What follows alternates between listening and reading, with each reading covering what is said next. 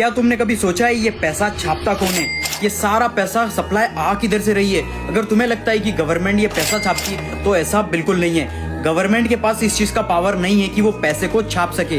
फिर ये खाली कागज का टुकड़ा जिसका हमें पता ही नहीं है कौन छाप रहा है, हमारी जिंदगी में इतनी ज्यादा वैल्यू क्यों रखता है? हिस्ट्री में जितना भी लेन देन ट्रेड होता था वो होता था बार्टर ट्रेड। किसी को दूध के बदले चावल दे दिया, किसी को नमक के बदले आटा दे दिया। फिर सोने के सिक्कों पर ट्रेड होने लगा क्योंकि सोने के सिक्के कुछ ना कुछ वैल्यू होल्ड करते थे।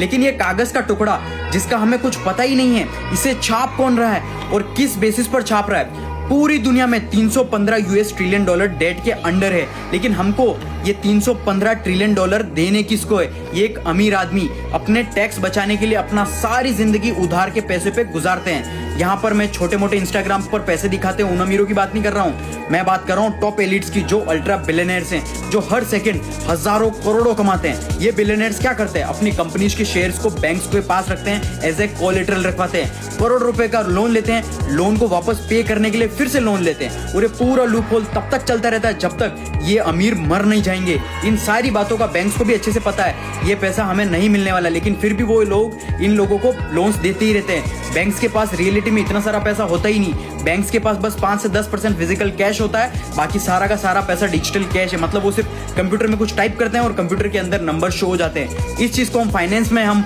फाइनेंशियल रिजर्व बैंकिंग बोलते हैं। ये सारी चीजें बहुत ही ज्यादा कॉम्प्लिकेटेड बनाई गई हैं ताकि कोई गरीब और मिडिल क्लास कभी समझ ही ना पाए। लेकिन अगर तुम थोड़ा सा फोकस करोगे तुम्हें समझ में आ जाएगा कि ये सिस्टम डिजाइन ही इस तरीके से किया गया है कि मिडिल क्लास और गरीब लोग हमेशा इस कागज के टुकड़े के नीचे दबे रहे और टॉप एलिट्स बिलियनर्स उनका पैसा वेल्थ ग्रो करते ही रहे, हर दिन अमीर बनते ही रहे। ऐसा और वैल्यूबल कंटेंट के लिए मुझे फॉलो जरूर कर लेना।